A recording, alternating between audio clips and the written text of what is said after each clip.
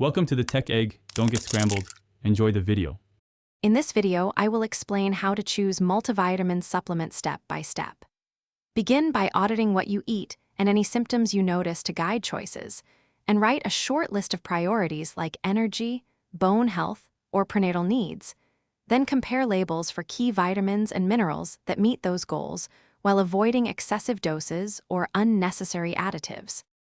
When choosing a multivitamin, prioritize nutrients you commonly lack and select bioavailable forms to improve absorption, but keep doses within safe ranges unless your clinician advises otherwise. Consider combined formulas for bone health or energy that include vitamin D plus calcium or B12, and remember that more is not always better when it comes to supplements, especially fat-soluble vitamins. Quality matters, so pick brands that use third-party testing and clear labeling, and avoid proprietary blends that hide exact amounts. Check for common allergens and artificial additives if you have sensitivities, and discuss supplements with your clinician if you take prescription drugs.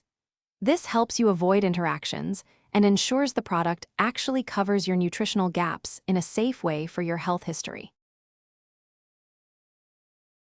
Thanks for watching. Consider subscribing if I helped unscramble your problems.